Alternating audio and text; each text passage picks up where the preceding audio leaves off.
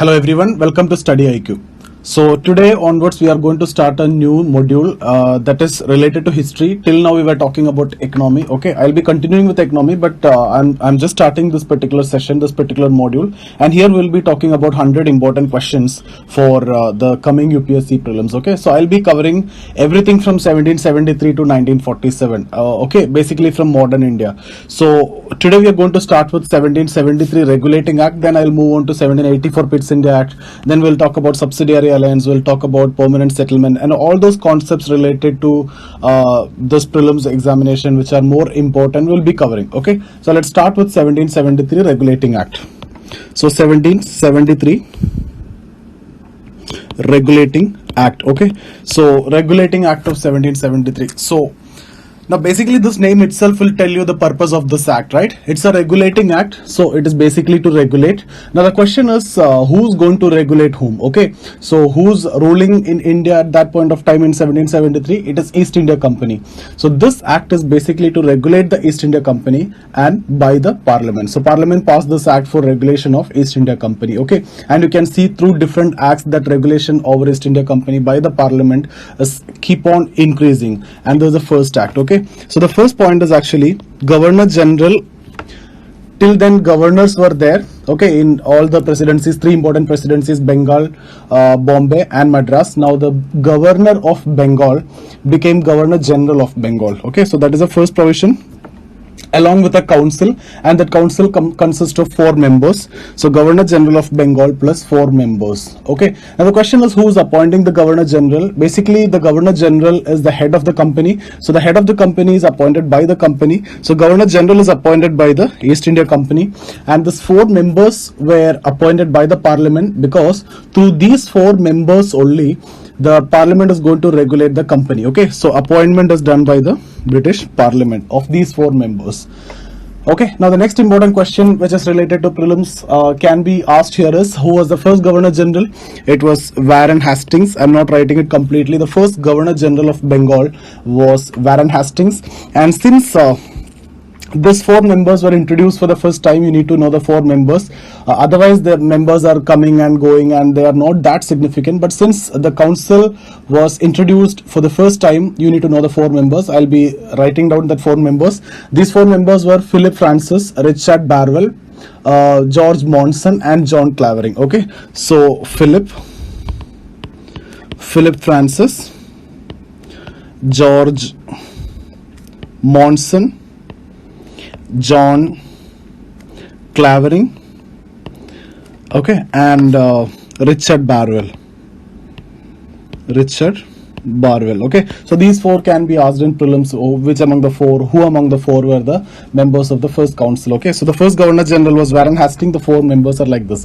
Now the decisions has to be taken on the basis of majority. Okay, so decision has to be taken on the basis of majority, but this was the most important problem that Warren Hastings actually faced, because 3 out of these 4 gentlemen was always against Warren Hastings. And interestingly, the reason is when they came to India, they were not welcomed properly by Warren Hastings, and from there onwards these 3 members were always against Warren Hastings, and Warren Hastings could not implement any of his decision. It was very difficult time for Warren Hastings, and in history Warren Hastings period is actually understood as trial and error period. He did a lot of things but all were failure. One of the reason is actually these 4 members. Now the second provision of this act is actually a Supreme Court has to be established, and a Supreme Court was actually established in 1774 at Calcutta. Okay, so at Calcutta a Supreme Court was established. So the act was in 1773, that you need to keep in your mind, and the Supreme Court was established in 1774 at Calcutta. Now you should not be confused with this Supreme Court and the modern day Supreme Court. That I'll be discussing when we discuss about 1935 Government of India Act. I'll be discussing about the modern Supreme Court, but this Supreme Court, just understand that this was established only for the trial of Europeans, because when they came to India, Indian laws and English laws were totally different, and they consider Indian laws are traditional and orthodox and uncivilized, so they don't want their cases to be tried under the Indian law or under the Indian legal system. And we'll talk about the problems related to legal system and everything later as part of this discussion itself, and we'll also talk about the reforms introduced by Cornwallis. Then I'll tell this in detail. But now just have an idea, this is only for the trial of Europeans, okay, and this is not the modern day Supreme Court. This court is established only for the trial of Europeans, and the first Chief Justice of the Supreme Court was Justice Elijah Impey. Okay, Elijah Impey was the first Chief Justice. So I just told you these 2 points, and this is the most important 2 points which you need to remember. If the question is asked from 1773 Regulating Act, Governor General of Bengal plus 4 members. So who was the Governor General of Bengal? You know. Who was the 4 members? You know. Hello. So the appointment of Governor General is done by the company itself, and the appointment of 4 members by the Parliament. And the first Governor General was Warren Hastings, and the 4 members were Richard Barwell, Philip Francis, George Monson, and John Clavering. Okay, then we have talked about the Supreme Court.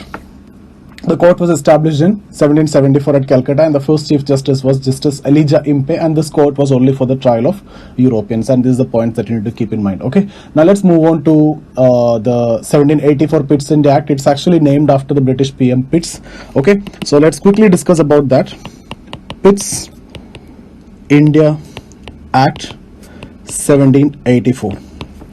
Okay, now I have already told you the problem with respect to 1773 Regulating Act. What was the problem? The problem was actually the decisions has to be taken on the basis of majority, right? And Warren Hastings could not get the majority most of the time, as 3 members were always against Warren Hastings, and that problem is going to be solved here. And how it is going to be solved is like this. Now understand this way, otherwise you will see in different acts. Now you can see it was council members were 4 before, now it will be reduced to 3. The reason I tell you, so that you can understand that. And then when we discuss about 1833 Charter Act, it will be once again increased to 4.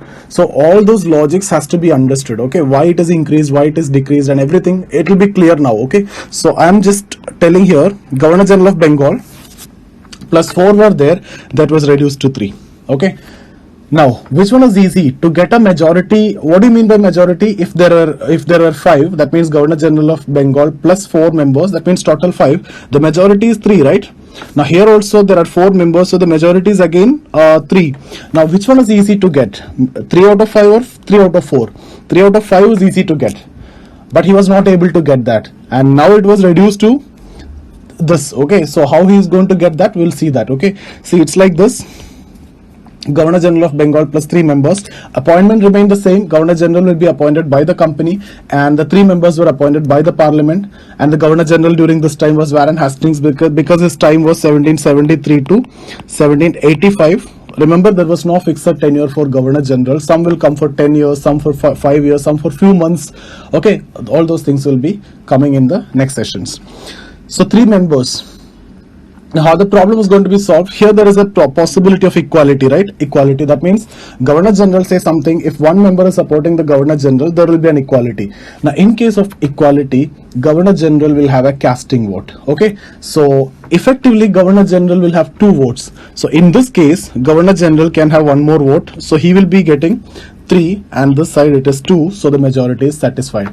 So what ultimately the Governor General has to do is, he need to get the support of at least 1 person if he need to implement any of his decision, and to get the support of 1 person may be easier compared to the previous case. So that's how this problem of majority is going to be solved, by reducing the number of members in the council. So I hope it is understood why it is reduced to 3. This is the reason why it is reduced to 3. Okay, now the next point, so that is the first point. Next point, actually I've told you through every act the regulation over the company is actually increasing, right? Now a board of control was established.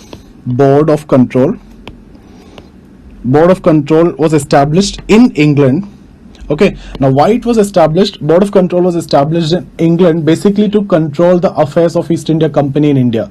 So remember, the 4 members, or now the 3 members, were sitting in India along with the Governor General, and they are regulating the Governor General. And this Board of Control was sitting in England and regulating the affairs of East India Company in India. So in both ways that regulation is there. Okay, so Board of Control with 6 members sitting in England and regulating the affairs of East India Company in India. That's the second point. Okay, now the third point is, just understand and then you can write down. See, I've already told you the Governor General is going to be appointed by the company.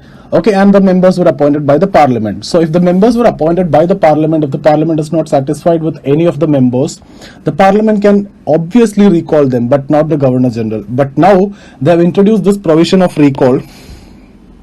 Under this, the parliament can recall any of its official, obviously, but including governor general. So if the government is not satisfied with the governor general, they can recall the governor general also, despite the fact that the governor general is actually appointed by the company. Okay, so even if the governor general is appointed by the company, parliament can recall the governor general. Parliament can recall any of its officials, including governor general. So these are three provisions. Governor general of Bengal plus 4 was reduced to 3. A board of control was established in England, sitting over there with 6 members, regulating the affairs of East India Company in India. And the next one is, there was a provision of recall. Okay, so I hope this is clear for all of you. Now let's move on to 1813 Charter Act. Okay, Charter Act 1813. Now, we need to discuss about two provisions here. So the first one actually was asked in the last prelims. Okay, so the first provision was, there was an end of monopoly. End of monopoly. See, till then East India Company was enjoying monopoly in trade with India, and in products and in trade also. But now a lot of industries were established in England. A lot of emerging industrialists and capitalists is there in England, and they started bribing the parliamentarians, and they passed this act in their favor because they are looking for market. Okay, so under this act, the monopoly of East India Company in India is actually ended, except in 2 items. The exceptions were trade in tea products and trade with China. Okay, so these were the 2 exceptions. Apart from this, the monopoly of East India Company over India actually ended. Now the second one is actually, and this is a milestone in education. So when we discuss about education, whether we are talking about essay, whether we are writing any general answer, whatever it is, we have to talk about these points when we are discussing about education. And the first step actually related to education actually happened in this 1813.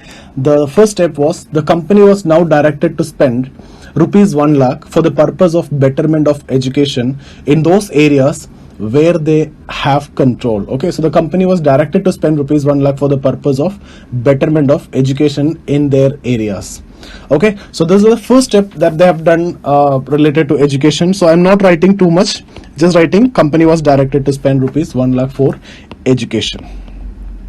Okay, then after this you can see certain other reforms. 1835 is something which is very significant is going to happen, that we'll be discussing under Maculum Minute, okay, or trickle down theory or downward filtration theory. And then we will see something happen in 1837 when the Persian was replaced with English as the official language, which is having huge impact when we discuss about 1857 revolt also, because most of the Muslims were participating in 1857 revolt because of this particular reason. You can see a lot of participation from Maulvis, Maulanas, etc., because they lost their job when English became the official language. So they thought that once the old system was replaced, they will be getting back their jobs and everything. Okay, so that is the reason why Muslims participated. So in 1837, that is having huge impact. We'll be discussing that. 1854, most important one, Wood's Dispatch, we'll have to discuss that. 1882, Hundar Commission. Like that, there are many things related to education. All these are milestones. And for all these, there were certain problems, and those problems are finally going to be solved in 1882 through Hundar Commission report. The commission. Okay, so we'll be discussing about that in the coming sessions. So just wait. I think I will be covering all these things in around five lectures. Okay, so we'll hardly take 5 lectures. Your entire history will be completed for sure. If you have any doubt, you can get in touch with me. This is my Instagram ID, so you can get in touch with me in this. Any doubts related to UPSC preparation, civil services exam, mentorship, sociology optional, okay, everything, you can get in touch with me. Now see here, 1 lakh. These two are very easy points. There is no problem in remembering these 2 points. But what is difficult, or what is required is what would be the impact of 1813 Charter Act? If that question is asked, what you will write? See here, end of monopoly except in 2 items. Okay, now what is actually going to happen when we are discussing about end of monopoly? See, now we are end of monopoly means now more and more companies are going to come to India. Is that a good or bad thing for India? Now the government is actually the prime minister is actually going abroad and inviting all the companies to come and invest in India, make in India, and all these things are going on. So exactly almost the same thing is actually happening here also. But the problem is, now we have a democratically elected government. We have our rules and regulations. If there is any problem, we can actually control everything. Everything is in our hand. But that time we don't have our own government. Okay, the government is not by Indians. So that was the biggest problem. So we couldn't control anything if anything goes out of the box. Okay, and what is going to happen is all these companies are going to pump the finished products in India, because industrial revolution is almost complete over there, and many companies are coming with finished products which are very cheap also, which are created by machines. Okay, and see, Manchester clothes, Liverpool clothes, and all these things, when it came to India, the life of artisans are totally ruined.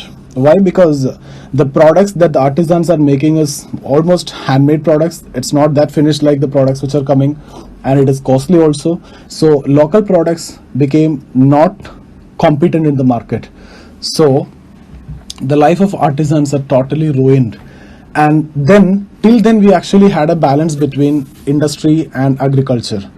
Okay, manufacturing and agriculture. But now that balance is going to be over. Now there is no further scope of development of industries in India. So what happened? The contribution, people have actually shifted to agriculture, and that's the reason why most of 60% of the people are actually employed in agriculture, despite the fact that hardly 14 to 15% contribution from agriculture in GDP. Okay, now that problem is even now continuing. So why manufacturing or industry is actually having very low share is because of this. There were no further scope of development of industries. But later when Swadeshi movement and all came, there was a boost, but still this problem was there even now also. Okay, so 1813 Charter Act, if you ask me what is the most important impact that led to deindustrialization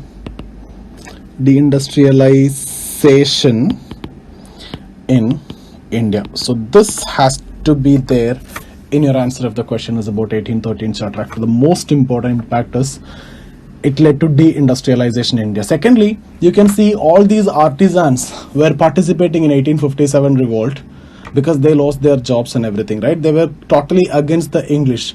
So you can see different people are participating in 1857 revolt for different reasons.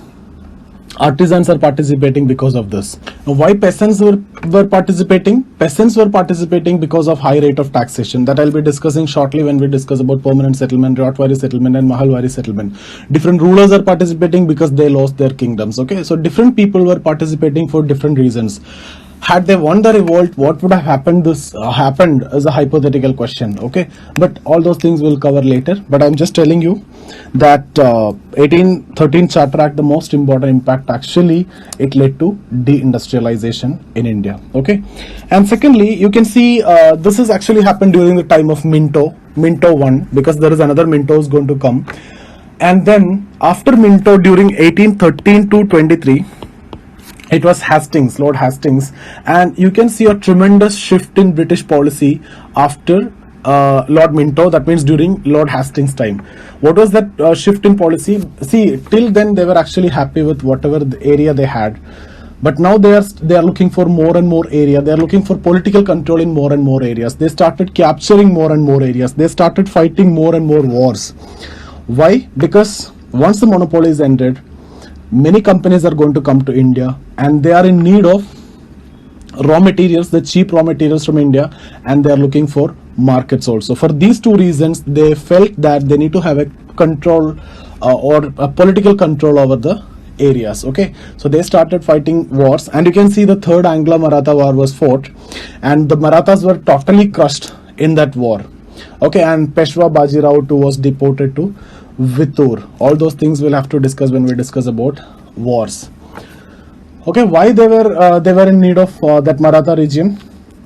Because suppose a cotton factory was established in England, they were in need of cotton. So from where you get it? You get it from US, you get it from India, you get it from Egypt. So US already got independence from English, so they prefer from India. Otherwise it will be very costly for them. They have to import it, okay? So they prefer India. And in India, in which region cotton is grown? It requires some conditions, right? That black soil, regular soil is required. So this soil you can see in Deccan region. So they are in need of cotton, so they started annexing those regions. Okay, later you can see they were annexing Awadh, they were annexing Sindh. All these states were actually signed subsidiary alliance. We'll be talking about that. Okay, so second impact, that is also very important. They started expanding their territory because 1813 Charter Act is demanding so. Okay, because more and more companies are coming, they need markets, they need raw materials. Okay, so there was a shift in British policy, especially after 1813 Charter Act.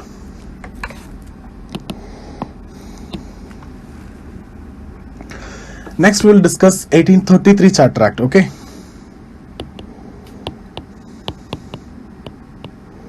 see, under 1833 Charter Act, we will have to discuss about around 5-6 points, and the most important point is actually the Governor General of Bengal became Governor General of India. Okay, see, when we are discussing 5 points here, all these are coming from different previous acts. So if you are clear with the 3 acts that we have discussed, this is going to be very easy for you. Okay, so Governor General of Bengal post was created in 1773 Regulating Act, that became Governor General of India post now. Okay, so who was the first Governor General of Bengal? We have already discussed it as Warren Hastings.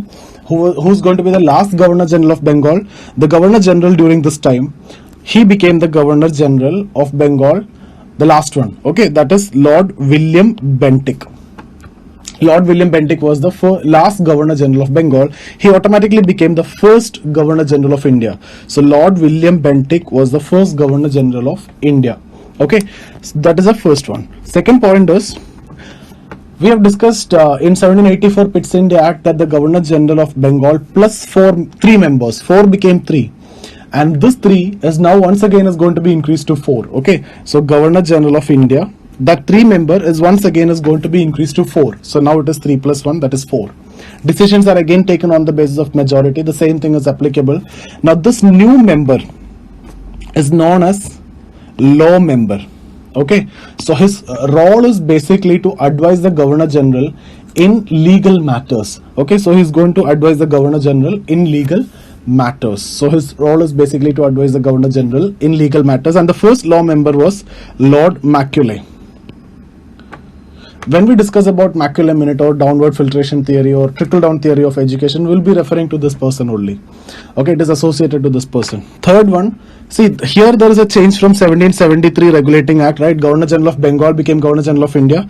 Here there is a change from 1784 Pitt India Act, that 3 became 4. Now here from 1813 there is a change. 1813 we have discussed that monopoly ended except in 2 items. So surviving 2 monopolies were there. The 2 surviving monopoly also ended. 2 surviving monopoly also ended. Okay, that means complete deindustrialization is going to happen. Then later I'll be discussing about 2 other points when we discuss about Lord Cornwallis. We'll talk about civil service reform, judicial reform. Okay, so civil services were actually introduced in 1793 by Lord Cornwallis, and he is known as the father of civil services. Okay, now when it was introduced in 1793, it was not through any open competitive exam, and it was not for Indians, it was only for Europeans. But in 1833 Charter Act, there was a provision, and based on that provisions, Indian can also enter into civil service. That provision was no discrimination should be made in the recruitment of civil services on the basis of sex, color, creed, place of birth, etc. Okay, so I'm just writing here, no discrimination in the recruitment of civil services on the basis of sex, color, creed, place of birth, etc. Okay, and the last point, 5th point that we need to discuss is See, when we discuss about Lord Cornwallis, I'll be talking about judicial reforms. Shortly, I'll be discussing that. And one of the judicial reformers, he established 4 Diwani courts. 4 Diwani courts at Dhaka, Patna, Calcutta, Murshidabad. And in this, the point is, the 4 Diwani courts which were established by Lord Cornwallis has to be abolished and instead High Court to be set up. And this High Court you can see in 1857 in the 3 presidencies. We'll see later. But here there was a provision. So, 4 Diwani courts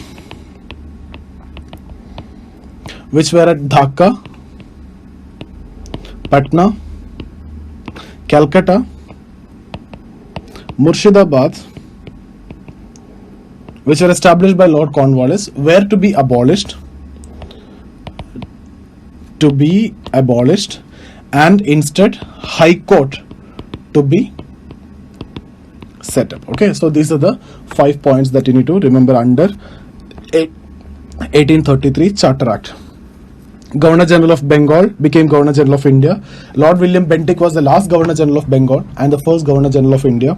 Governor General of India, now Executive Council is once again increased to 4. The newly added member is the law member, and his role is basically to advise the Governor General in the matters of law. And the first law member was Lord Macaulay. Third is 2 surviving monopoly, also ended. Fourth one, no discrimination should be made in the recruitment of civil services on the basis of sex, color, creed, place of birth, etc. Fifth one, 4 Diwani courts which were established by Lord Cornwallis at Dhaka, Patna, Calcutta, Murshidabad were to be abolished and instead High Court to be set up. So quickly, if you look into the 4 acts that we have discussed, I can quickly sum it up. 1773 Regulating Act. The Governor General of Bengal post was created along with 4 Executive Council members, and the first Governor General was Lord Warren Hastings. The 4 members were Philip Francis, Richard Barwell, John Clavering and George Monson.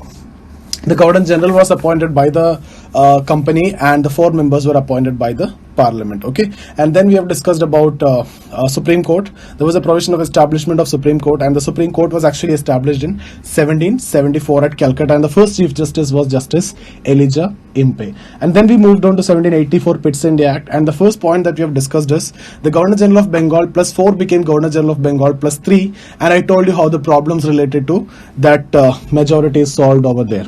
Okay, and then we have discussed that a board of control has to be established in England with 6 members to control the affairs of East India Company in England. So the 3 members were sitting in India and regulating the company, the Governor General, and the 6 members, that is the board of control, were sitting in England and regulating the company. Then there was a provision of recall, through that the Parliament can recall any of its officials, including the Governor General. Then we talked about 1813 Charter Act. In that the first point was end of monopoly of East India Company except in 2 items, that exceptions were trade in tea products and trade with China. The second point was the company was directed to spend rupees 1 lakh for the purpose of betterment of education in those areas where they have control. And then we moved on to 1833 Charter Act. There I have told you the Governor General of Bengal post became Governor General of India. The first Governor General of India was Lord William Bentinck. Governor General of India, now the Executive Council was once again increased to 4. The newly added member is the law member. His role is to advise the Governor General in the matters of law. The first law member was Lord Macaulay. Third provision was the 2 surviving monopoly also ended. Fourth was no discrimination should be made in the recruitment of civil services. Fifth was the 4 Diwani courts which were established by Lord Cornwallis at Dhaka, Patna, Calcutta, Murshidabad were to be abolished and instead High Court to be set up. Okay, so I hope it is clear for all of you. Hello everyone.